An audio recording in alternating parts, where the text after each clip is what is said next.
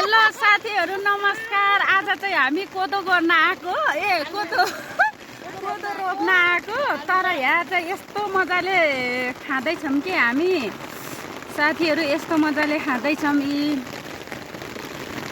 आलु अनि मौरीको रस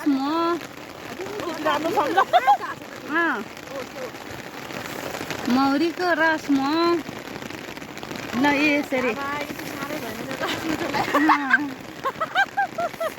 हामी चाहिँ यसरी आएको के यसरी खाना।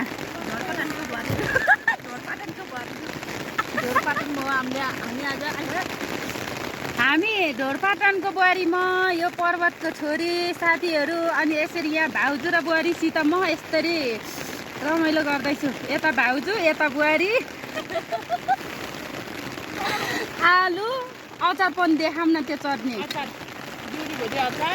दिउरीभरि अचार, थर्मसभरि चिया, मौरीको रस एक्लै खाइछिन् भाउजूले।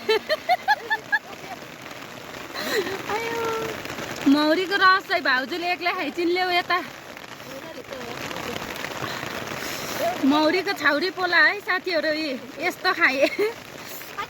कमिलाले खायो, रातो कमिला आएको आइज के भाइ। पानी परेको यस्तो पानी परिछ असारमा, सुको छैन साथीहरू। यस्तो दुःख छ। छाता नि अराउनै पर्यो साथीहरू, मोबाइल नि अराउनै पर्यो। यहाँ भाउजू र बुहारीले खाइसक्यो भनेर फेरि यहाँ म नि आत्तिरी गरेको अब आत्तिरी जब मलाई भिडियो हाल्ने हो क्या टिकटकमा।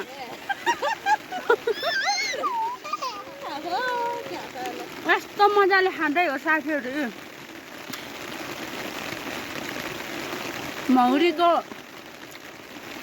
मौरी काटेको असारको मेलामा त यस्तो चाहिन्छ धेरै कोको।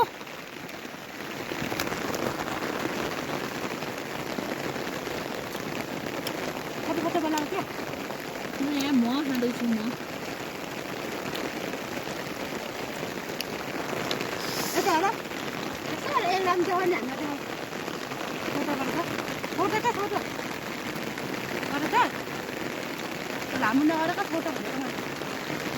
त्यो त हाल्नुपर्छ क्या भिडियो। ल साथीहरू, लाइक कमेन्ट सब्सक्राइब के गर्नुपर्छ सबै गरौँ।